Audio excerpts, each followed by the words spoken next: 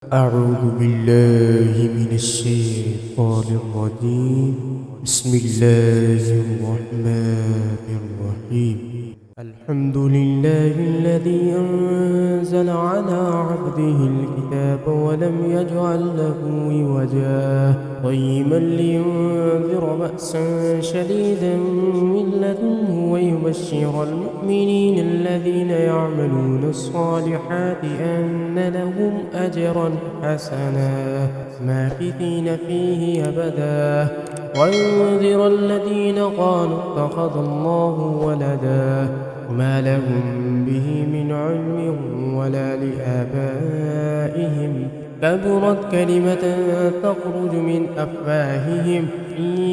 يقولون إلا كذبا فلعلك باقع نفسك على آثارهم إن لم يؤمنوا بهذا الحديث أسفا إنا جعلنا ما على الأرض زينة لها لنبلوهم أيهم أحسن عملا وإنا لجاعلون ما عليها صعيدا جرزا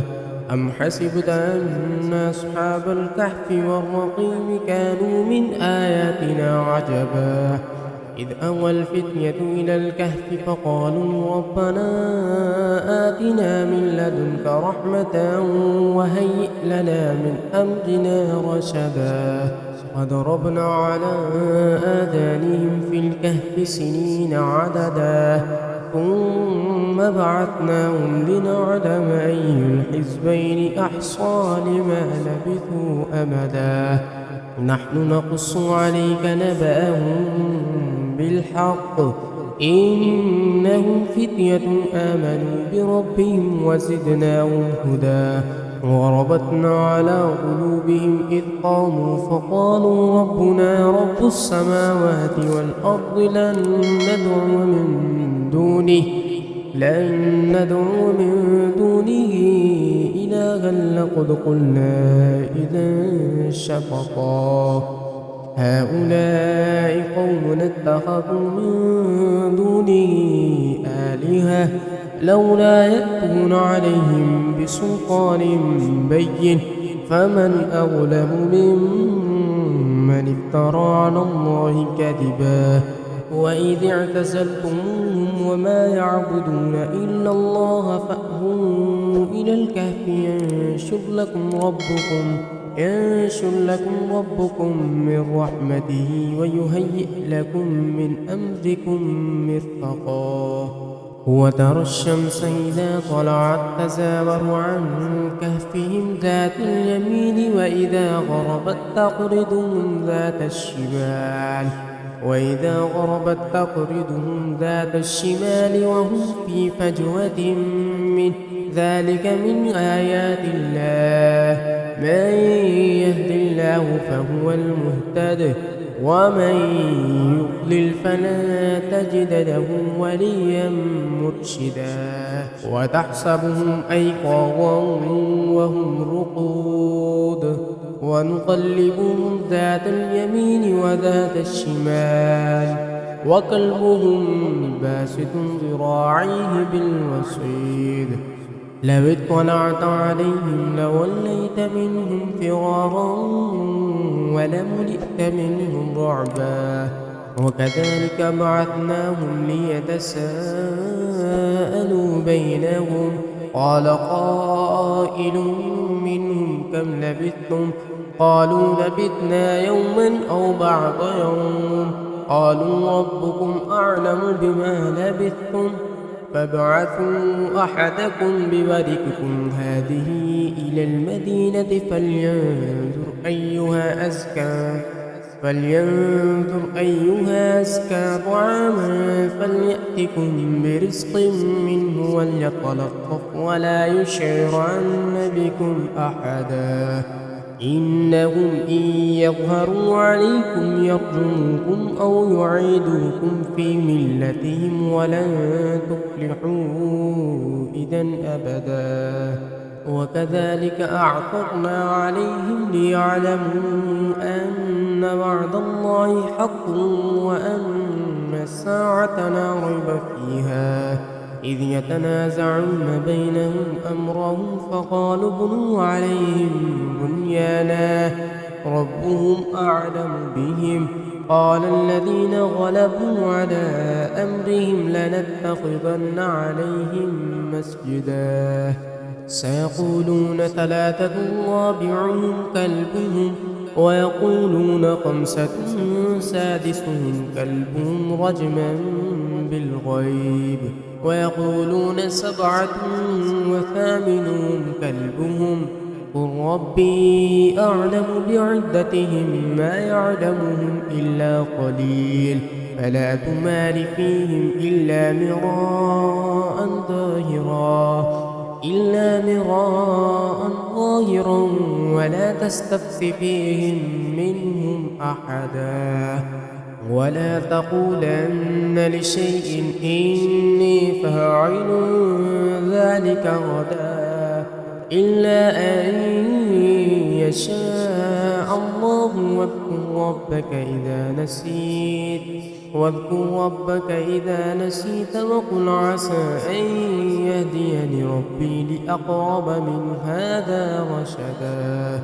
ولبثوا في كهفهم 300 سنين وازدادوا 9 قل الله أعلم بما لبثوا له غيب السماوات والأرض أبصر به وأسمع ما لهم من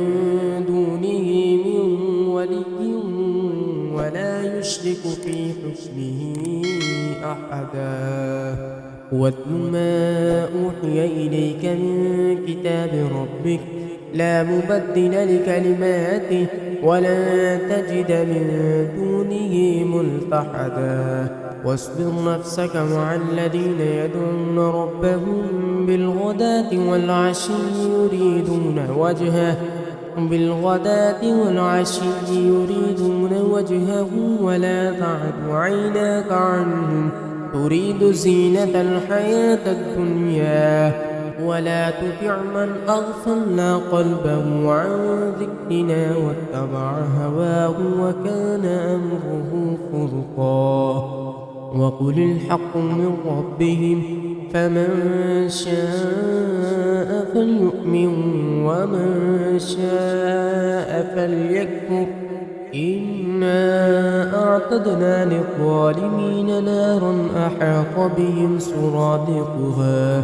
وإن يستغيثوا يغاثوا بماء كالمهل يشوي الوجوه بئس الشراب وساءت مرتفقا إن الذين آمنوا وعملوا الصالحات إنا لا نضيع أجر من أحسن عملا أولئك لهم جنات عدن تجري من تحتهم الأنهار يحلون فيها من أساور من ذهب ويلبسون ثيابا خضرا من سندس واستبرق متكئين فيها على الأرائك نعم الثواب وحسنت مرتفقا واضرب لهم مثلا الرجلين جعلنا لأحدهما جنتين من أعناب وحففناهما بنخل وجعلنا بينهما زرعا كلتا الجنتين آتت أكلها ولم تظلم منه شيئا وفجرنا خلالهما نهرا وكان له ثمر فقال لصاحبه وهو يحاوره أنا أكثر منك مالا وأعز نفرا ودخل جنته وهو ظالم لنفسه قال ما أظن أن تبيد هذه أبدا وما أظن الساعة قائمة ولئن رددت إلى ربي لأجدن خيرا منها منقلبا قال له صاحبه وهو يحاوره وكفرت بالذي خلقك من تراب ثم من نطفة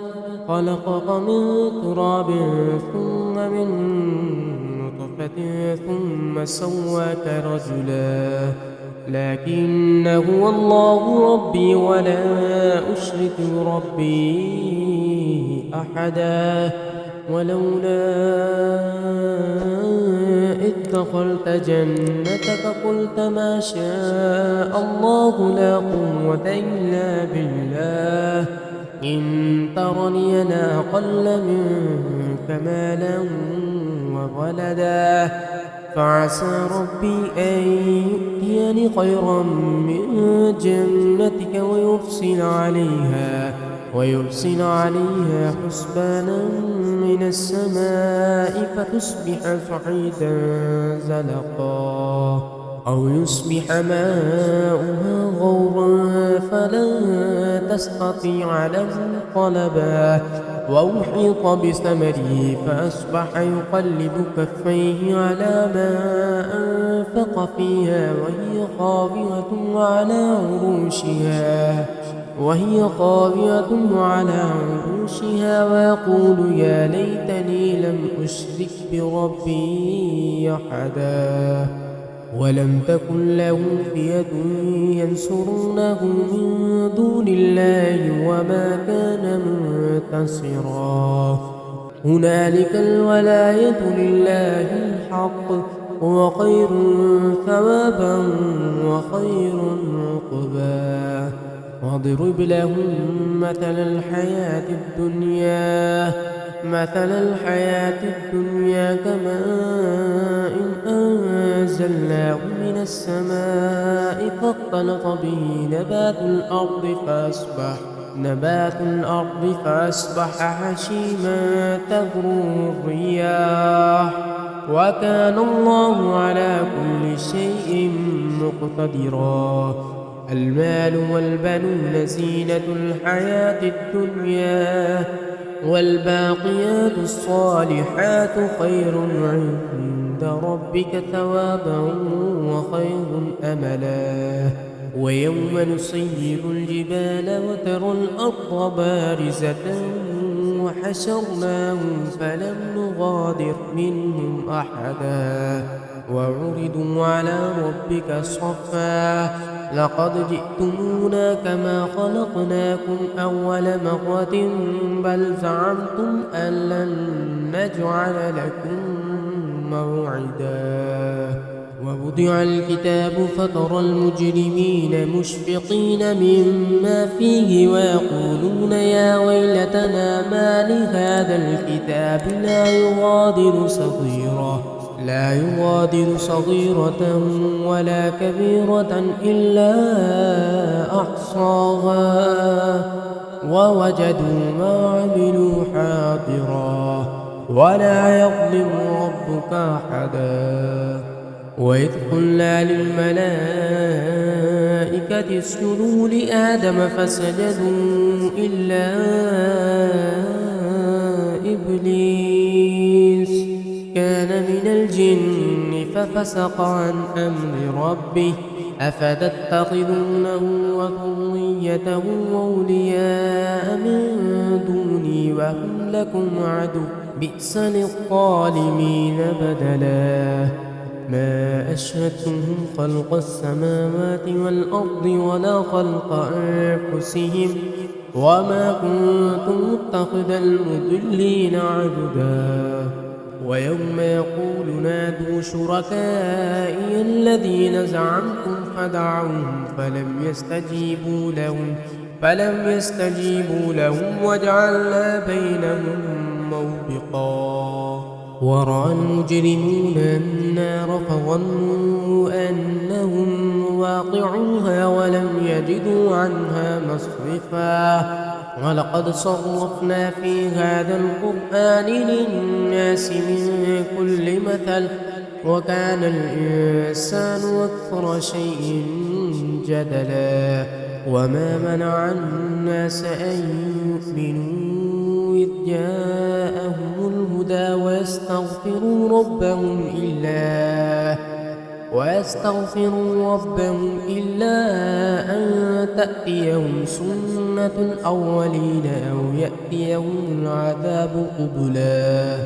وما نرسل المرسلين إلا مبشرين ومنذرين ويجادل الذين كفروا بالباطل ليدحضوا به الحق واتخذوا آياتي وما أنذروا هزوا ومن أظلم ممن ذكر بآيات ربه فأعرض عنها ونسي ما قدمت يداه إنا جعلنا على قلوبهم أكنة أن يفقهوا وفي آذانهم وقرا وإن تدعهم إلى الهدى فلن يهتدوا إذا أبدا وربك الغفور ذو الرحمة لو يؤاخذهم بما كسبوا لعجل لهم العذاب بل لهم موعد لن يجدوا من دونه موئلا وتلك القرى أهلكناهم لما ظلموا وجعلنا لمهلكهم موعدا وإذ قال موسى لفتاه لا أبرح حتى يبلغ مجمع البحرين أو أمضي حقبا فلما بلغا مجمع بينهما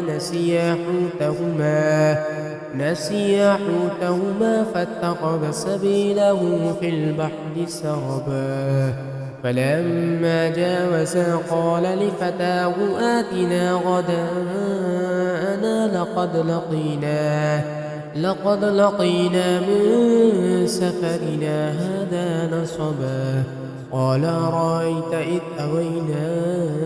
إلى الصخرة فإني نسيت الحوت وما أنسانيه إلا الشيطان أن أذكره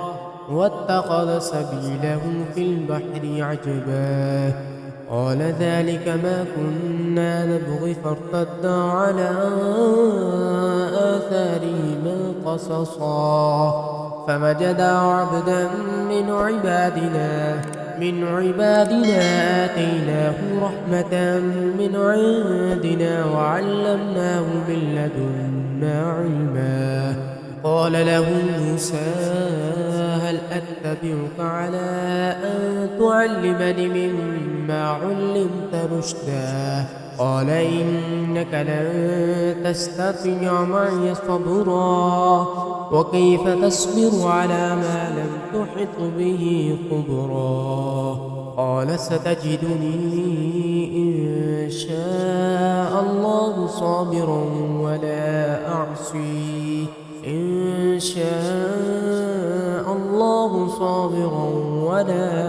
أعصي لك أمرا قال فإن اتبعتني فلا تسألني عن شيء حتى أحدث لك منه ذكرا فانطلقا حتى إذا ركبا في السفينة خرقها قال خرقتها لتغرق أهلها لقد جئت شيئا إمرا قال لم أقل إنك لن تستطيع معي صبرا قال لا تؤاخذني بما نسيت ولا ترهقني من أمري عسرا فانطلقا حتى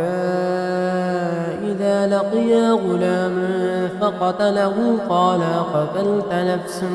زكية بغير نفس لقد جئت شيئا نكرا قال لم أقل لك إنك لن تستطيع معي صبرا قال إن سألتك عن شيء بعدها فلا تصاحبني قد بلغت من لدني عذرا فانطلقا حتى إذا أتيا أهل قرية أهل قرية استطعما أهلها فأبوا أن يضيفوهما فوجدا فيها جدارا يريد أن ينقض فأقامه قال لو شئت لاتخذنا عليه أجرا قال هذا فراق بيني وبينك سأنبئك بتأويل ما لم تستطع عليه صبرا أما السفينة فكانت لمساكين يعملون في البحر فأردت أن أعيبها وكان وراءهم ملك يأخذ كل سفينة غصبا وأما الغلام فكان أبواه مؤمنين فخشينا أن يرهقهما طغيانا وكفرا فأردنا أن يبدلهما ربهما خيرا منه زكاة وأقرب رحما وأما الجدار فكان لغلامين يتيمين في المدينة وكان تحته كنز لهما وكان أبوهما صالحا فأراد ربك أن يبلغا أشدهما ويستخرجا كنزهما رحمة من ربك وما فعلته عن أمري ذلك تأويل ما لم تستطع عليه صبرا ويسألونك عن ذي القرنين قل سأتلو عليكم منه ذكرا إنا مكنا له في الأرض وآتيناه من كل شيء سببا فأتبع سببا حتى إذا بلغ مغرب الشمس وجدها تغرب في عين حمية ووجد عندها قوما قلنا يا ذا القرنين إما أن تعذب وإما أن تتخذ فيهم حسنا قال أما من ظلم فسوف نعذبه ثم يرد إلى ربه فيعذبه عذابا نكرا وأما من آمن وعمل صالحا فله جزاء الحسنى وسنقول له من أمرنا يسرا ثم أتبع سببا حتى إذا بلغ مطلع الشمس وجدها تطلع على قوم لم نجعل لهم من دونها سترا كذلك وقد أحطنا بما لديه خبرا ثم أتبع سببا حتى إذا بلغ بين السدين وجد من دونهما قوما لا يكادون يفقهون قولا قالوا يا ذا القرنين إن يأجوج ومأجوج مفسدون في الأرض فهل نجعل لك خرجا على أن تجعل بيننا وبينهم سدا قال ما مكني فيه ربي خير فأعينوني بقوة أجعل بينكم وبينهم ردما آتوني زبر الحديد حتى إذا ساوى بين الصدفين قال انفخوا حتى إذا جعله نارا قال آتوني أفرغ عليه قطرا فما استطاعوا أن يظهروه وما استطاعوا له نقبا قال هذا رحمة من ربي فإذا جاء وعد ربي جعله دكا وكان وعد ربي حقا وتركنا بعضهم يومئذ يموج في بعض ونفخ في الصور فجمعناهم جمعا وعرضنا جهنم يومئذ للكافرين عرضا الذين كانت أعينهم في غطاء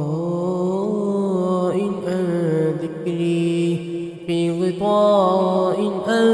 ذكري وكانوا لا يستطيعون السمع أفحسب الذين كفروا أن يتخذوا عبادي من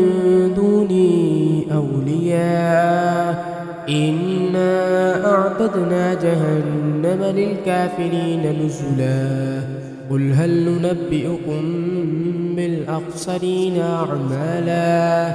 الذين ضل سعيهم في الحياة الدنيا وهم يحسبون أنهم يحسنون صنعا أولئك الذين كفروا بآيات ربهم ولقائه فحبطت أعمالهم فلا نقيم لهم يوم القيامة وزنا ذلك جزاؤهم جهنم بما كفروا واتخذوا آياتي ورسلي هزوا إن الذين آمنوا وعملوا الصالحات كانت لهم جنات الفردوس نزلا خالدين فيها لا يبغون عنها حولا قل لو كان البحر مدادا لكلمات ربي لنفد البحر قبل أن تنفد كلمات ربي ولو جئنا بمثله مددا قل إنما أنا بشر مثلكم يوحى إلي أنما إلهكم إله واحد فمن كان يرجو لقاء ربه فليعمل عملا صالحا ولا يشرك بعبادة ربه أحدا.